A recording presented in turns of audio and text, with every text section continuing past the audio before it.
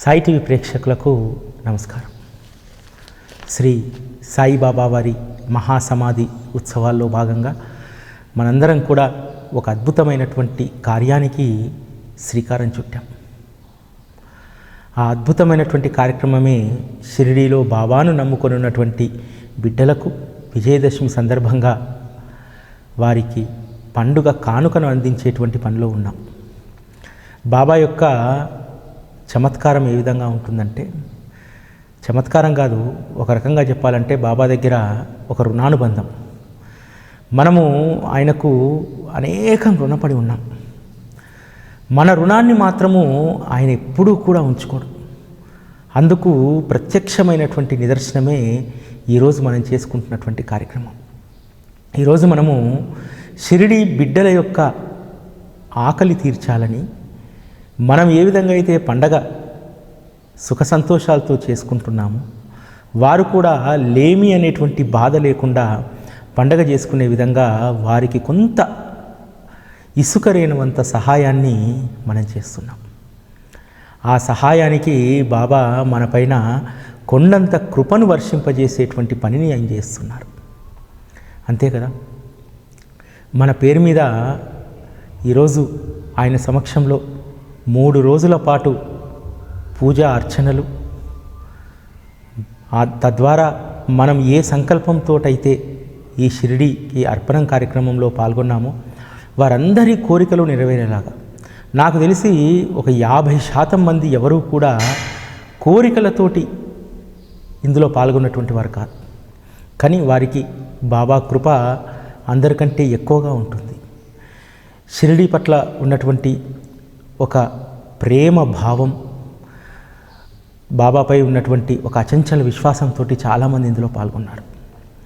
వారి రుణాన్ని బాబా ఎప్పుడూ ఉంచుకోరు. ఈ మంచి కార్యంలో పాల్గొన్నటువంటి మీ అందరికీ కూడా సకల సుఖాలను, ఐశ్వర్యాలని, యశస్సును, ఉషస్సును ఆయన అందించాలని చెప్పి మనస్ఫూర్తిగా కోరుకుంటున్నాను. విజయదశమి అనగానే షిరిడీ గుర్తొస్తుంది. షిరిడీలో చాలామందికి ఇది తెలిసినటువంటి విషయమే. అంటే సాయి టీవీ వచ్చిన తర్వాత చాలామంది దాన్ని ఫాలో అవుతూ ఉన్నారు. సమాధి మందిరంలో ఒక ముఖదర్శనం దగ్గర ఒక బాక్స్ పెడతారు. అందులో బయట నుంచి వచ్చినటువంటి వాళ్ళు షిరిడీ గ్రామస్తులకు సపరేట్గా పెడతారు. పెట్టి దాంట్లో మనం పేర్లు రాసి వేస్తే లాటరీలో వచ్చినటువంటి కొంతమందిని ఎంపిక చేసి భక్తులను వారి చేత షిరిడీ అంతా, ఆ రోజు షిరిడీ పురవీధుల్లో బాబా ఎక్కడెక్కడైతే భిక్షకు వెళ్ళారో ఆ ప్రాంతంలో భిక్ష చేయిస్తారు. ఎంత కన్నుల పండుగగా ఉండేదంటే, మామూలు కుటుంబాలు, పూలు అమ్ముకునేటువంటి కుటుంబం, మిఠాయిలు అమ్ముకునేటువంటి కుటుంబం, రోజువారీ కూలి చేసుకునేటువంటి కుటుంబం, ఆ భిక్షాజోలి పట్టుకొని ఎంపిక చేసినటువంటి సాయి స్వరూపులు వాళ్ళందరినీ కూడా వాళ్ళు సాయినాథ స్వరూపంగా కొలుస్తారు. ఆ సాయి స్వరూపులందరూ జోలెలు పట్టుకొని నిషాన్ అంటే జెండా ముందు కదులుతూ ఉంటే ఆ నిషాన్ను బాబాగా వాళ్ళు భావిస్తారు. ఆ రోజు ఆ నిషాన్ అలా ముందుకు వెళ్తూ ఉంటే దాని వెనకాల భిక్ష చేసేటువంటి వాళ్ళు అనుసరిస్తూ ఉంటే తమకు తోచింది గోధుమలు, పప్పు, బియ్యం, బెల్లం సకలం వాళ్ళ వాకిళ్ళ ముందు అలా పెట్టుకొని బాబా వస్తున్నాడు, బాబాకు ఆ రోజు సమర్పించినట్టు భిక్ష మేము సమర్పిస్తామనేటువంటి ఆనందంతో చక్కటి రంగవల్లికలు, చూడముచ్చటైనటువంటి అలంకరణలతోటి ఆ మరాఠా సాంప్రదాయంలో చక్కటి ఆ ఘోషా సాంప్రదాయంలో ముసుగును వేసుకొని చక్కటి ఆ వేషధారణతో ఎంతోమంది తల్లులు వీధుల వెంట బాబా రాక కోసం ఎదురు చూస్తూ ఉంటారు. కానీ అటువంటి బిడ్డలు ఈరోజు 8 నెలలుగా, దాదాపు 6 నెలల పైన ఉపాధిని కోల్పోయి ఆఖరికి ఎవరో వస్తారు, బాబా ఎవరినో పంపుతారు, సహాయం చేస్తారు అనేటువంటి దాంట్లో ఉన్నారంటే నిజంగా ఆ బిడ్డలకు బాబా అంతకంత ఖచ్చితంగా ఇస్తాడు. ఎందుకంటే ఎంత హుందాగా వాళ్ళు ఆ దాన్ని భరిస్తున్నారంటే మామూలుగా వేరే చోటైతే కొంత అలజడి జరుగుతుంది. దేశమంతటా గుళ్ళు తెరిచారు, ఎందుకు షిరిడీ తెరవలేదని చెప్పి, ఉపాధి పోతుందని చెప్పి ఆందోళన చేయవచ్చు లోకల్గా ఉన్నటువంటి బిడ్డలు. కానీ ఎప్పుడూ కూడా అటువంటి ప్రస్తావన ఇన్ని రోజుల్లో ఒక్కరోజు కూడా రాలే. అంటే ఎంత సహనంతో ఉండాలి. కలిగినప్పుడు బాబా పెట్టినప్పుడు ఆనందంగా ఉన్నాము, బాబా సంబరాల్లో ఉత్సాహంగా పాల్గొన్నాము. బాబా పెట్టే పరీక్షలో హుందాగా సహనంతో ఉండాలి అనేటువంటి వారి యొక్క గొప్ప గుండె ధైర్యానికి, నిజంగా వారి సహనానికి శిరస్సు వంచి ప్రణామం చేయాలి. మనము 1-2 నెలలే తట్టుకోలేకపోయామే, మరి అక్కడ ఆ బిడ్డలు ఎలా తట్టుకుంటున్నారు? వారికి చెదరని సడలనటువంటి ధైర్యాన్ని ఏ విధంగా బాబా ఇస్తున్నారు? నిజంగా అది బాబాకు వారికి తప్ప ఎవరికీ తెలియదు అనిపిస్తుంది. షిరిడీకి వెళ్ళినప్పుడు ఒక్కసారి 1-2 గుండెలనైనా తట్టి రావాలి, నేర్చుకొని రావాలి వాళ్ళ దగ్గర పాఠం, ఎలా ఉండగలుగుతున్నారు అనేటువంటి పాఠం నేర్చుకురావాలి. వాళ్ళందరినీ చూస్తే నిజంగా నాకు మరో మహల్సాపతులు ఆ ఇంటింటా ఉన్నారేమో అనిపిస్తుంది. ఎవరుంటారు?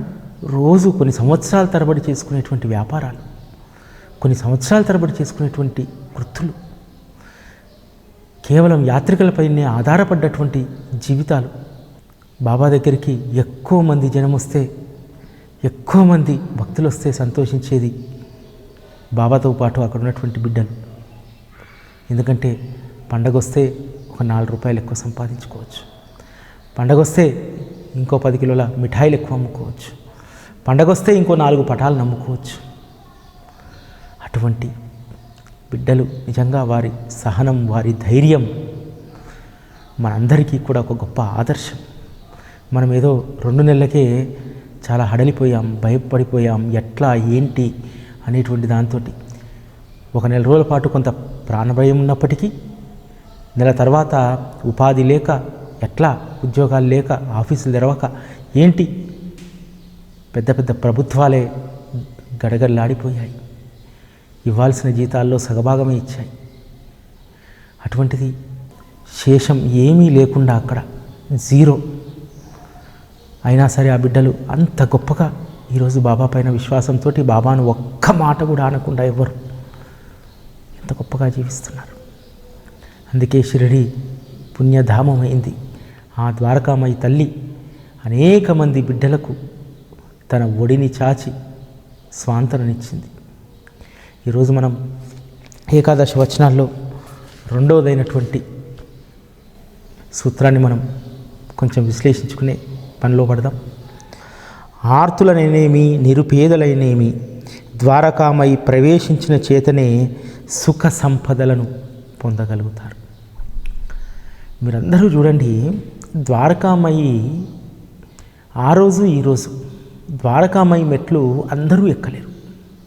ఎందుకంటే ఆ మెట్లు ఎక్కినటువంటి వాళ్లకు వాడు లౌకికంగా పేదవాడా, చిన్నవాడా, గొప్పవాడా, సమాజంలో స్థాయి ఉందా, స్థాయి లేదా, ఇదేది ఆ తల్లి చూడదు.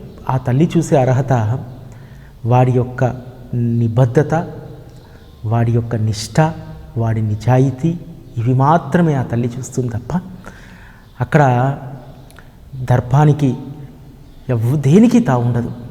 ఇందుకు మీకు ఒక అద్భుతమైనటువంటి ఉదాహరణ మీకు చెప్తాను. ఎందుకు ద్వారకామయిలో అందరూ సమానమే,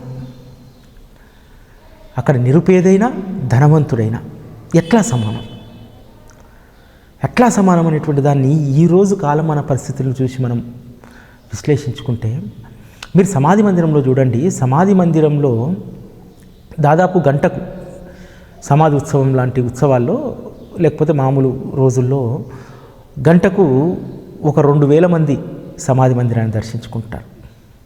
అదేవిధంగా సమాధి మందిరంలోకి రకరకాలైనటువంటి గ్యాలరీలు ఉంటాయి. అంటే మామూలుగా మనం ఫ్రీ పాస్ తీసుకొని వెళ్ళేటువంటి గ్యాలరీ ఒక రకమైనటువంటి వాళ్ళమైతే, కాస్త బాగా డొనేషన్ ఇచ్చినటువంటి వాళ్ళను కాస్త రాజద్వారం నుంచి తీసుకెళ్ళి దర్శనం చేయిస్తారు. తర్వాత త్వరగా శీఘ్ర దర్శనం చేసుకునేటువంటి వాళ్ళకు 200 రూపాయల టికెట్ తోటి దర్శనం అయితే సమాధి మందిరం. హారతి కూడా అంతే, టికెట్ తీసుకున్నటువంటి వాళ్ళకు ముందు నిలబెడతారు, మామూలు వాళ్ళ మనం లైన్లో పెడతాం. అది సమాధి మందిరంలో జరిగేటువంటి రోజువారీ కార్యక్రమం. మరి ద్వారకామాయిలో ఎప్పుడైనా పాస్ ఇచ్చారని లేకపోతే డోనర్ వచ్చారని నేరుగా లోపలికి ఎవరైనా తీసుకెళ్లారా? తీసుకెళ్ళారు.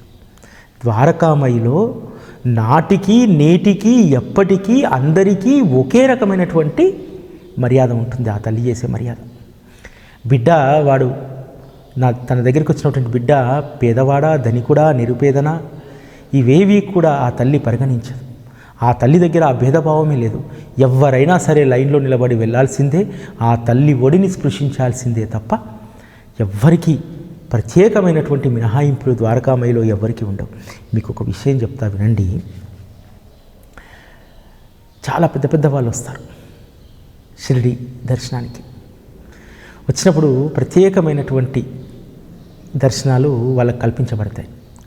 ఎక్కడి వరకు వాళ్ళని అకామిడేట్ చేస్తారు, ఎక్కడి వరకు వాళ్ళకు ఎస్కార్ట్ చేస్తారంటే సమాధి మందిరంలో దర్శనం చేసుకునేదాకా మాత్రమే సంస్థాన అధికారులైనా సరే ఎవరైనా సరే అక్కడి వరకే మర్యాద చేస్తారు.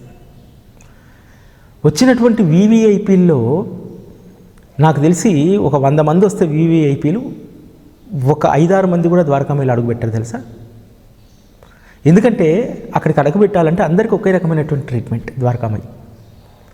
మీరు అందరూ గమనించండి, ఎప్పుడైనా ఎవరైనా ప్రత్యేకంగా ద్వారకామాయిలోకి మీరు వెళ్ళినప్పుడు వచ్చిన వాళ్ళు ఎవరైనా ఉంటారా? ఎవ్వరూ ఉండరు. ఈవెన్ దేశ ప్రధాని అయినటువంటి మోడీ కూడా సమాధి మందిరంలో అడుగుపెట్టి బాబాను దర్శించుకోగలిగాడు, కానీ ద్వారకామాయిలోకి రాలేదు మోడీ కూడా. దీన్ని బట్టి మీ అందరికీ ఏమర్థమవుతుంది? మనందరం బోధపడాల్సింది ఏంటంటే షిరిడీలో ద్వారకామయి ఎప్పుడూ కూడా తన స్వభావాన్ని కానీ తన నేచర్ను కానీ తన యొక్క గుణాన్ని కానీ ఎప్పుడూ కూడా ఒకే రకంగా బాబా ఉన్నప్పుడు శరీరంతో ఈరోజు గుప్తంగా మసీదులో అశరీరంగా ఉన్నప్పటికీ సూక్ష్మ రూపంలో ఎప్పుడు బాబా ద్వారకామయిలో ఉంటారు. అటువంటి ద్వారకామయిలో ఎవరి బిడ్డల దుఃఖాలనైతే హరింపజేయాలనుకుంటాడో, ఎవరికైతే స్వాంతన కలిగించాలనుకుంటారు వారు మాత్రమే మసీదు మెట్లెక్కుతారు. కాబట్టి ఈ ద్వారకామాయి మెట్లెక్కేటప్పుడు ద్వారకామాయిని ఆశ్రయించేవారు ఆర్తులైనా సరే నిరుపేదలైనా సరే ద్వారకామాయి ప్రవేశం పొందుతూనే వారు సర్వ సుఖ సంపదలను పొందగలుగుతారు. సుఖ సంపదలు ఏం సుఖ సంపదలు? బాబా చెప్పినటువంటి సుఖ సంపదలు ఏంటి? మనం కోరుకుంటున్నటువంటి సుఖ సంపదలు ఏంటి? ద్వారకామాయి మెట్లెక్కినటువంటి వాళ్ళు ఎంత అద్భుతమైనటువంటి సుఖ సంపదలను పొందారు. మనం ఇప్పుడు 2వ ఏకాదశి సూత్రంలో బాబా చెప్పినట్టు ఆర్తులైనా ఏమిటి, నిరుపేదలైనా ఏమిటి, ద్వారకామాయి మెట్లెక్కగానే సర్వ సుఖములు సంపదలను పొందుతారు అని చెప్పారు. మహల్సాపతి ద్వారకామాయి మెట్లెక్కాడే, మహల్సాపతికి ఆర్తి ఉందే, మహల్సాపతి కూడా నిరుపేదనే, మరి ఏమి సుఖ సంపదను అనుభవించాడు? అద్భుతమైనటువంటి సాయి సహచర్యం అనేటువంటి సుఖాన్ని ఎప్పటికీ వీడనటువంటి సాయి అనేటువంటి సంపదను మహల్సాపతి సంపాదించుకోగలిగాడు. ఏకాదశ వచనాల్లో మీరు దయచేసి సుఖ సంపదలంటే లౌకికంగా కనిపించేటువంటి సుఖ సంపదలను మాత్రమే మీరు భావించవద్దు. అద్భుతమైనటువంటి వైరాగ్యం అనేటువంటి సుఖాన్ని ద్వారకామాయి ఇస్తుంది. సంతోషం అనేటువంటి తృప్తి అనేటువంటి సంపదను ద్వారకామాయి ఇస్తుంది. దాన్ని బాగా గుర్తుపెట్టుకోండి. దీక్షిత్ గొప్ప ధనవంతుడే, గొప్ప న్యాయవాదే, ధనికుడే కదా. వచ్చి బాబా దగ్గర మరి ఇంకేం సుఖ సంపదలను పొందాడు? గొప్ప హోదా, డబ్బు, ఐశ్వర్యం అయినటువంటి గొప్ప సుఖాన్ని షిరిడీలో పొందాడు. ఏ సుఖాన్ని? మనసులో వికారం ఉంది, ఔటితనం ఉంది, నా కాలి కుంటితనం పోగొట్టుకుందామని ఇక్కడికి వచ్చాను. ఇది పోకుండా కాలి కుంటితనం పోతే ఎలా, నా మనసులో ఉన్నటువంటి వికల్పాలు, నా మనసులో ఉన్నటువంటి దురాలోచనలు, నా మనసుకున్నటువంటి అంగవైకల్యాన్ని తొలగించుకునేటువంటి గొప్ప సుఖాన్ని, ఆ తొలగించుకోవడానికి కావలసినటువంటి గొప్ప ఆత్మతృప్తి అనేటువంటి సంపదను ద్వారకామాయి మెట్లెక్కగానే లభించింది. పేదలంటే ఆర్తులు, పేదలంటే ఎప్పుడైనా నిరుపేదలని అనుకోకండి.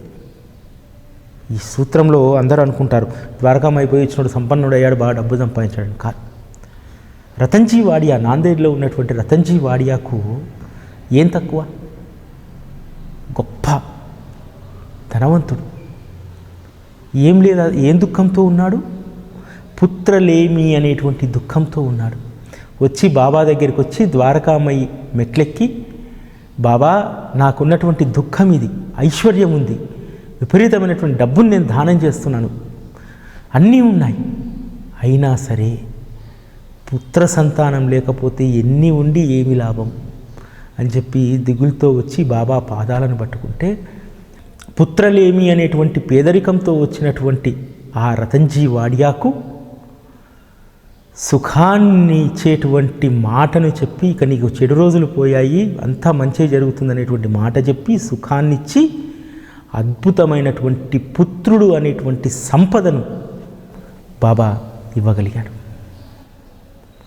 అంటే ఆర్తులైనానేమి, నిరుపేదలైనానేమి ద్వారకామయిలో ప్రవేశం పొందితే వారికి సుఖ సంపదలను వసుకుతాను అనేటువంటి మాట దాంట్లో చాలా గొప్ప అర్థం ఉంది.